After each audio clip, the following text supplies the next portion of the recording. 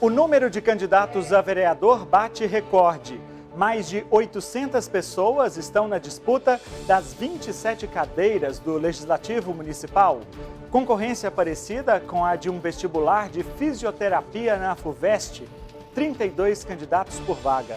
A maioria deles tem ensino superior completo e a participação de negros, pardos e indígenas diminuiu de 43% em 2016 para 36% este ano. Na corrida pelo voto do eleitor, as atenções para a próxima semana estarão voltadas à distribuição do tempo da propaganda eleitoral gratuita no rádio e na televisão, que cada partido terá direito. Com uma novidade este ano: a cláusula de desempenho, que exclui dessa partilha as legendas que não conseguiram ter um mínimo de expressividade nas urnas. O Política Cruzada de hoje está no ar.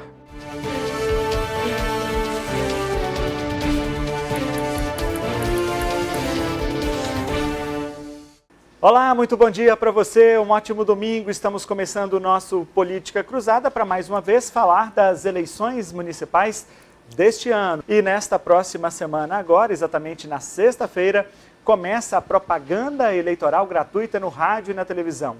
Um momento muito importante para os candidatos poder se apresentar ao eleitor, principalmente nesta campanha diferente, em meio à pandemia, sem o contato físico com os eleitores. Bom, e é sobre as eleições municipais que nós vamos falar hoje aqui no Política Cruzada. Aqui no estúdio eu estou recebendo o jornalista, analista político César Honório Teixeira, sempre aqui conosco. Bom dia, César, muito obrigado mais uma vez. Bom dia, Danilo, bom dia a todos, é um prazer. Bom, César, eu preparei aqui algumas reportagens para balizar essa conversa nossa, mas antes disso, eu queria saber como é que você está enxergando essa pandemia com essa campanha diferente agora. Você lida com comunicação há muitos anos e sabe a importância que tem para as eleições municipais o famoso corpo a corpo dos candidatos. Agora, sem isso, pode chancelar tudo, depositar toda a confiança nas redes sociais? Bom, sem dúvida nenhuma, o que dá para afirmar com segurança é que a campanha, chamada campanha digital, que já vem crescendo, né, em termos de importância, vai ser ainda mais importante, sem dúvida nenhuma, nessas eleições, em função do cenário de pandemia, né, que vai dificultar esse contato, que sempre foi muito importante e continua sendo, né, esse contato com o eleitor no dia a dia. Não só por meio de caminhadas, mas também com uma ação que é muito comum nas eleições, que são aquelas reuniões, né, que principalmente lideranças de bairro, candidatos a vereador, criam aquelas reuniões menores para que o candidato tenha esse contato direto. Eu acredito que isso ainda vai acontecer substancialmente nessas eleições, mas isso vai, de alguma forma, limitar a presença das pessoas, porque antes, pela lei eleitoral, você não pode nem oferecer nenhum tipo de benefício para quem participar de uma reunião dessas. Isso. Então, o que vai motivar um eleitor se deslocar da sua casa até a casa de alguém, mesmo que seja ao ar livre, para ouvir um candidato a falar, né, que seja ele qual for? Considerando que o desinteresse pelas eleições, e isso fica claro, inclusive nas pesquisas, ainda é muito grande. Então, a gente, normalmente, quando entra a propaganda no rádio e na TV, no caso, na próxima sexta-feira, esse interesse começa a aumentar, mas ainda assim muito insuficiente no sentido de gerar interesse para o eleitor querer se deslocar até algum lugar para ouvir o que o seu candidato falar. Portanto, sem dúvida nenhuma, as estratégias de comunicação digital serão muito importantes e, mais uma vez, né, rádio e TV, que sempre foram veículos muito importantes, vão ser ainda mais, porque é o jeito que o candidato terá efetivamente de entrar na casa das pessoas. Agora, César, você acompanhou aqui comigo muitas vezes aquela agonia da Câmara Municipal de Uberlândia no final do ano passado, em razão daquelas operações do GAECO, a prisão dos vereadores, depois a cassação deles e tudo mais. Qual vai ser o passivo disso nessas eleições? Eu quero saber o seguinte: o eleitor, no seu ponto de vista, o eleitor estará mais desestimulado a participar da votação, também por causa da pandemia, e aí quando ele vai lembrar, nossa, mas o ano passado estava todo mundo na cadeia, será que compensa mesmo votar agora? Ou não, ou ele vai se entusiasmar pelo aquilo que ocorreu, para pensar melhor, escolher o candidato e falar, não, gente, vamos votar diferente para construir uma Câmara nova. Como é que você acha que vai ser a reação do eleitor nesse sentido? Ô Danilo, infelizmente eu acho que essa segunda opção que seria ideal, né? No sentido do eleitor ter aquela conscientização, olha, parece que nós votamos mal, dado o que aconteceu em 2019, com, se eu não me engano, 19 ou 20 dos 27 vereadores. 20 foram presos, né? Chegaram a ser detidos, então eu vou tomar mais cuidado na hora de escolher o meu voto para vereador. Infelizmente, isso eu não acredito que isso vai acontecer. O eleitor, as pesquisas mostram, a maioria sequer lembra em quem votou nas últimas eleições. Então, eu acho que o desinteresse vai continuar sendo e o critério para a escolha vai continuar sendo o de sempre. Muitos decidem de última hora, né? Então, infelizmente, eu não acho que isso vai gerar uma conscientização. Reflexo do que aconteceu na Câmara de Uberlândia.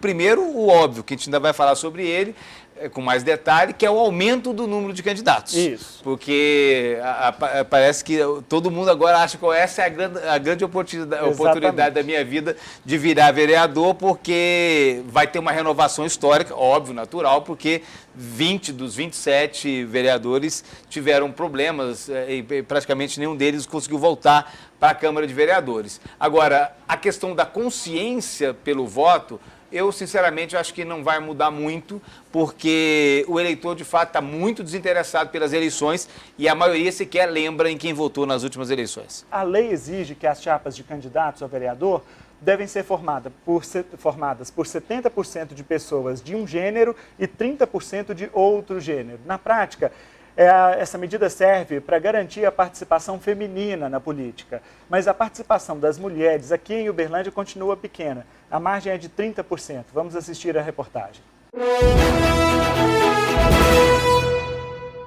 Elas estão em todo lugar, nos escritórios, nos comércios, nos tribunais, nas oficinas, nas empresas e por aí vai. A mulher vem conquistando o próprio lugar no campo profissional.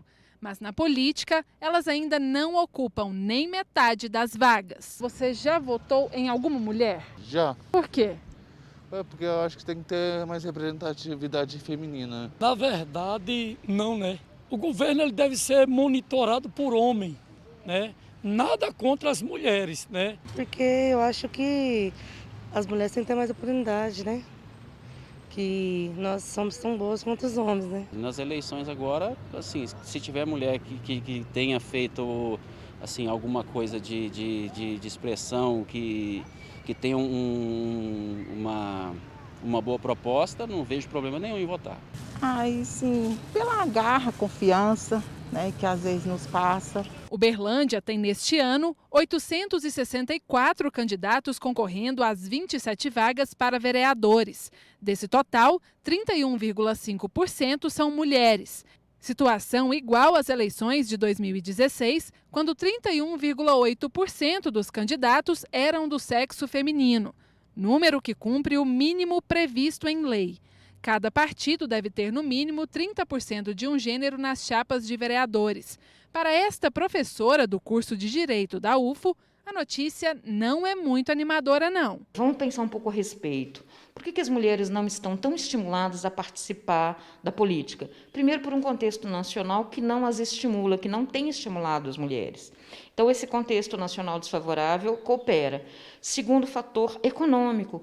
As mulheres, em função da pandemia, da crise que a pandemia gerou, se tornaram cada vez mais chefes de família. Então, isso também dificulta elas a participação política. Mas não nos esqueçamos que as eleitoras no Brasil são 52%. As mulheres são a maioria do eleitorado brasileiro. Para termos representatividade, precisamos de câmaras pelo menos com 50% de mulheres. A importância da mulher nas câmaras vai além do toque feminino nos trabalhos legislativos. Elas podem apresentar projetos de lei para mudar realidades culturais e sociais que só elas passam no dia a dia. Nós estamos vendo estatisticamente o aumento da violência contra as mulheres em todas as cidades. Nós temos visto que cada vez mais aumenta a diferença salarial entre homens e mulheres. Nós temos visto mulheres vítimas de assédio sexual cada vez mais no ônibus, importunação ofensiva. Então, para mudar essa realidade, nós precisamos que mulheres sejam legisladoras.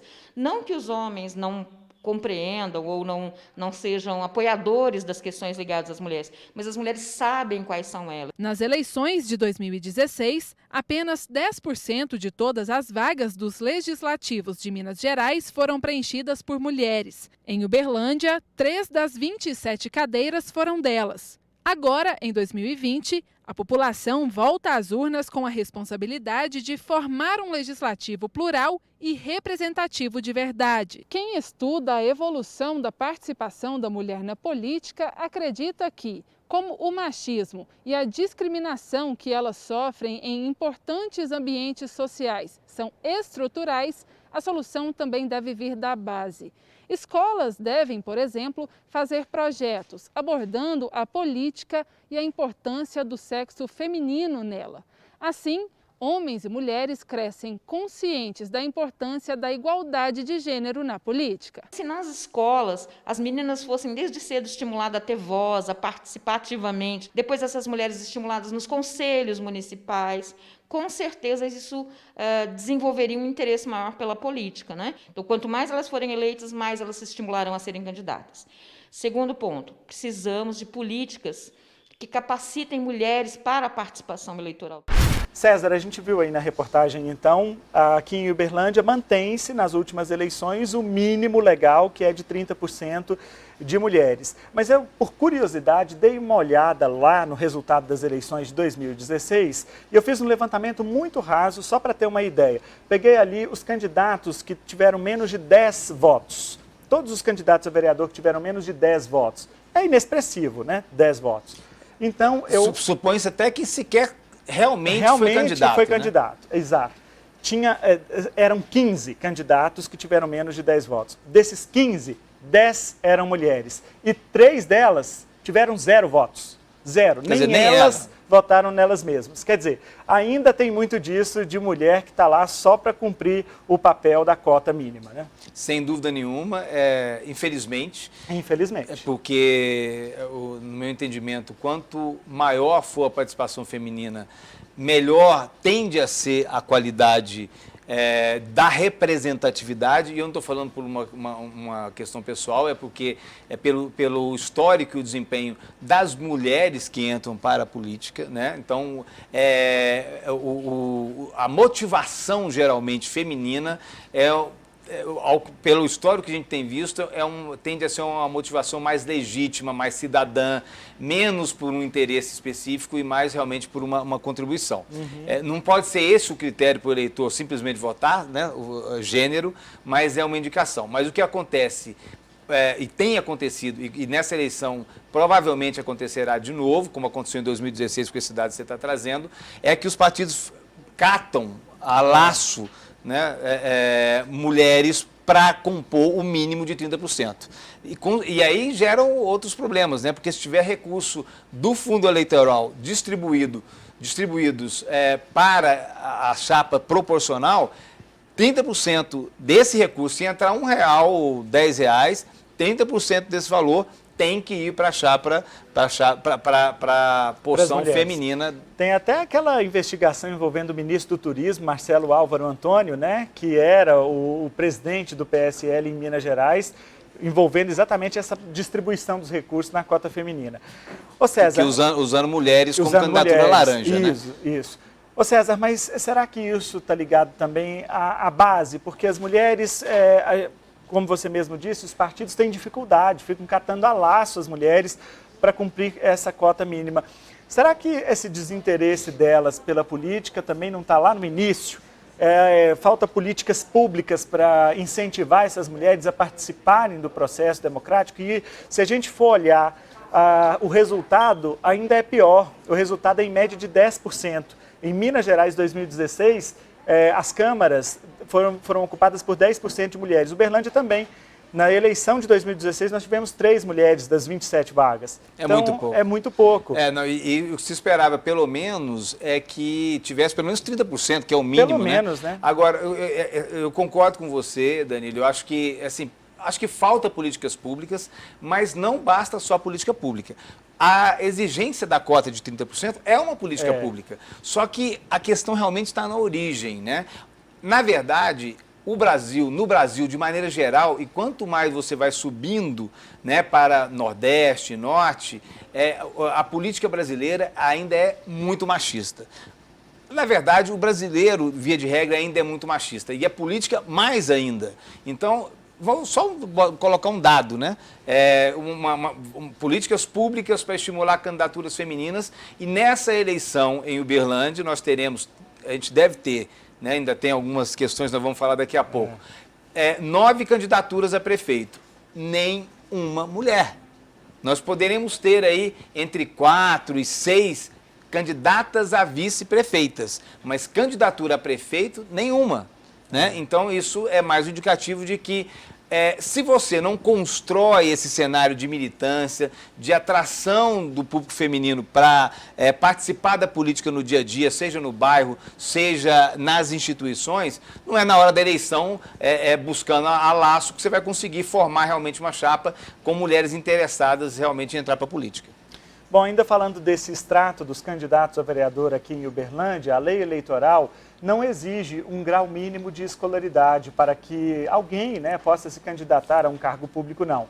Mas este ano, a maioria dos candidatos a vereador de Uberlândia tem curso superior, diferente do que aconteceu na eleição de 2016. Vamos ver os números. Experiência, idade, profissão, escolaridade. O que leva o cidadão a escolher um candidato a vereador?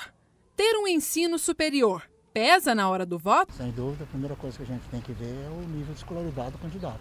O senhor acha que faz diferença? Sim, faz a diferença. O conhecimento acadêmico é muito importante. Não faz diferença. O que vale é o caráter da pessoa. Você tendo uma escolaridade maior, você consegue raciocinar sobre coisas que às vezes uma pessoa que não tem uma escolaridade tão elevada vai conseguir, assim, fazer melhores escolhas, entendeu? Nestas eleições, quem passou por uma faculdade é maioria entre os candidatos a vereadores em Uberlândia. Dos 865 nomes cadastrados na Justiça Eleitoral, 35% têm ensino superior completo e 10% incompleto. Número que supera o das últimas eleições municipais, quando os candidatos formados na faculdade somavam 30%. Na época, a maior parte estudou até o ensino médio. Para este historiador, o nível de escolaridade não necessariamente deve influenciar na capacidade do candidato. Isso não quer dizer necessariamente que aqueles que não têm curso superior e que são candidatos também, que não tenham capacidade. Há que se levar em conta aqueles que já vêm de uma determinada base social, como, por exemplo, atuação em sindicatos, atuação em movimentos sociais, né, que já lhes permitem uma compreensão melhor da realidade, que se proporão atuar, né, se forem eleitos como vereadores, por exemplo. Neste ano, 36% têm ensino médio completo ou incompleto. 17% têm ensino fundamental completo ou incompleto. E ainda, menos de 1% apenas lê e escreve. O historiador diz que outros pontos podem ser observados no candidato, além da escolaridade. E ter a capacitação técnica para interpretação de uma lei, a interpretação de um texto constitucional, de discernimento no trato da coisa pública, da coisa privada. Um segundo aspecto diz respeito a se a formação acadêmica proporciona realmente uma formação cidadã. Terceiro questionamento é se essa formação acadêmica proporcionou a ele ou contribuiu para aprimorar a sua formação moral, que vem da família e da própria base social. Né? E essa formação moral diz respeito a continuidade ou não da corrupção, a questão da honestidade. A legislação não exige um nível mínimo de escolaridade para que alguém possa se candidatar. Mesmo assim, alguns especialistas acreditam que, independente do tema da formação superior do político, a faculdade dá a ele uma visão mais ampla e independente da sociedade. Pode, contribuir para que esse vereador, essa vereadora tenha condições de fazer projetos, de desenvolver um trabalho que de fato responda às necessidades daquela população, porque ele terá condições de olhar para essa realidade, problematizar essa realidade, observar as contradições, ouvir a população e ser, de fato, este elo entre a população e o governo. Então, é muito importante, minimamente, que se tenha o processo de escolarização formal. Para a especialista, o político poderia atuar criando projetos de lei sobre as áreas afins de temas que estudou na universidade. Aquela formação, ela trará contribuições para esse trabalho, seja no campo da saúde, seja no campo da educação ou em outras áreas estratégicas. O curso superior, ele fornece conhecimentos, independente da área, que contribuirão para que esse vereador ou essa vereadora possam exercer o cargo de forma responsável, ética, de modo a contribuir com a melhoria da condição de vida dos cidadãos e cidadãs. Tá certo, muito obrigado, Marina, mais uma reportagem dela. César, o que é mais importante? A representatividade, a escolaridade ou nenhum dos dois ou um pouco dos dois? Eu acho que um pouco dos dois. Eu acho que a gente tem que encarar uma função eletiva de prefeito ou mesmo de vereador como o que é, um servidor público e que está se oferecendo para um trabalho, que é um trabalho de representatividade da população. E se você que está nos assistindo vai contratar alguém, vai escolher alguém para trabalhar com você ou com você, você vai olhar as qualificações dela. E a questão da escolaridade é uma referência. Deve ser a única? Não, até porque no processo democrático você tem que dar oportunidade realmente para todo mundo participar. Claro. Até quem eventualmente seja analfabeto, Mas a escolaridade é um fator de referência, mas, sem dúvida nenhuma, a capacidade de representação também é muito relevante. Agora, esse dado que a reportagem traz, do aumento do número de candidatos com ensino superior, é um bom indicativo, pelo menos em tese, mas só em tese, do interesse de um público também, em tese, com um pouco mais de qualificação educacional, o que não significa competência, representatividade, mas pelo menos é um bom indicativo, eu diria, de interesse. E essa questão da escolaridade, ela é muito do momento também. A gente já teve momentos em que a eleição foi muito voltada para esse perfil técnico. O eleitor está buscando o candidato técnico, operacional, que tenha conhecimento e tudo mais. Em outra época, não. Vídeo Lula, por exemplo. Então, as pessoas vão pela questão da popularidade, pelo conhecimento, pelo que você acabou de mencionar, que é o recall e tudo mais. Então, vai depender muito do recorte do cenário de cada município também desse ano. É um candidato que tem muita experiência, já é conhecido da população, já foi experimentado nas urnas antes, as pessoas o conhecem. Então, agora, é todo mundo desconhecido? Ah, tá. Quando é todo mundo desconhecido, talvez a escolaridade pode ser, como você colocou, um indicativo. Bom, não conheço ninguém, deixa eu conhecer. Quem é esse sujeito aqui? Ah, então ele é formado. Então, nesse aspecto, para o desconhecido, pode ser um fator de relevância, no meu ponto de vista. Agora, para o conhecido, não pesa tanto. Você vê da mesma maneira? Concordo. Eu acho que é uma referência mesmo. O eleitor, infelizmente, não se aprofunda no currículo, vamos dizer assim, dos candidatos, Então, isso é uma coisa que pode e deve melhorar no sentido de, antes de escolher seu candidato, saber o histórico dele, se ele tem algum tipo de histórico, de algum tipo de acusação, algum tipo de processo. Hoje em dia isso é muito fácil, você pega o nome do candidato lá, coloca no Google e você já vai ter alguma referência. Se tem alguma citação, aí você vai saber também se ele é formado, em que ele é formado, se já teve algum tipo de experiência. Agora, antes de tudo, o eleitor precisa lembrar, na hora de escolher, qual é o perfil, qual é o papel do vereador para aí sim buscar o perfil. Né? Qual que é o principal papel do vereador? O vereador, ele não vai cuidar da educação, não vai fazer hospital, não vai asfaltar a rua. O papel principal do vereador é fiscalizar o trabalho do executivo e um papel que eu diria até secundário de apresentar projetos de lei, que a maior parte dos projetos de lei, inclusive, vem do executivo, porque são projetos, qualquer projeto que gera algum tipo de despesa tem que partir do executivo. Então, a principal função do vereador, o eleitor tem que se atentar a isso, é fiscalizar o trabalho do Poder Executivo. E aí, na hora de você escolher em quem votar, você tem que ver, esse candidato realmente tem capacidade, conhecimento, experiência para cumprir esse papel de fiscalizador. A partir daí você já começa a ter uma referência. César, os candidatos autodeclarados brancos ainda continuam sendo maioria na disputa pela Câmara Municipal de Uberlândia. Vamos assistir a reportagem. No país da diversidade, a variedade de raças é vista em todo lugar.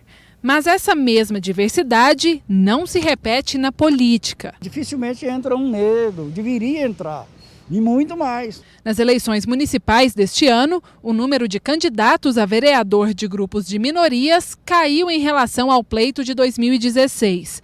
Pretos, pardos e indígenas somam 36% do total de candidatos.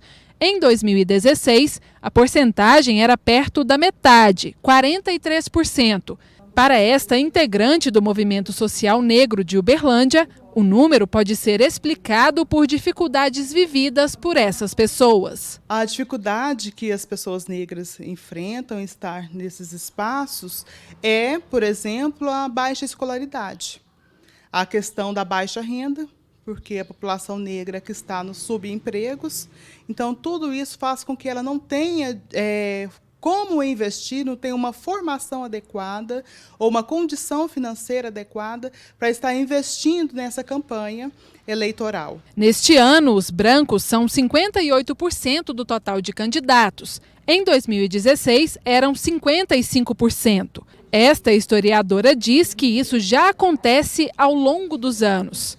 O quanto que os movimentos sociais das minorias têm certificado líderes, têm crescido nas suas lideranças, têm buscado e reivindicado os novos direitos. Esse é um ponto. O segundo momento, básico, prático, seríamos ver como que as lideranças por estas minorias estão se articulando, estão constituindo, estão se fazendo apresentar e, principalmente, o terceiro motivo, como que politicamente os grupos estão se organizando. Para que o cenário político tenha cada vez mais pessoas dos grupos de minoria, os especialistas acreditam que os movimentos que os representam devem ser mais atuantes. Eles podem, por exemplo, criar projetos e ações de discussão da importância da diversidade racial no poder público. E quando a gente fala representatividade, Marina, as pessoas começam a acreditar que eu preciso ter o cargo político, ser um vereador, um prefeito, etc. Não. A minha representatividade, ela se dá na minha liderança, na consciência política, na educação política, no ensinar e fazer politicamente a minha atuação. Então, os movimentos, as lideranças, as representatividades e, principalmente, a articulação com quem constrói e constitui este movimento ou este momento. Tá, então, César, a gente viu a reportagem, diminuiu a quantidade de pretos, pardos e indígenas candidatos aqui em Uberlândia. Mas me chama a atenção porque nesta semana teve uma decisão do Supremo Tribunal Federal, que já vinha há muito tempo, que vale já para estas eleições a destinação do fundo partidário, a divisão tem que ser proporcionalmente também aos candidatos das minorias, dessa classificação. E aí me chama a atenção para uma coisa que eu queria a sua opinião. É claro que a gente está falando aqui das hipóteses as mais esdrúxulas possíveis, mas tem muito dirigente de partidário mal intencionado, mau caráter, e que se essa regra já estivesse valendo antes na formação das chapas, eles iriam limar os candidatos dessa categoria, para não ter que depois que ficar com compromisso de ter que dividir o dinheiro com eles. Então, às vezes as decisões e as leis vêm para proteger e acaba prejudicando. Isso é o meu ponto de vista. Eu concordo no sentido que isso pode ser um risco. Pode ser um risco. Principalmente para o futuro.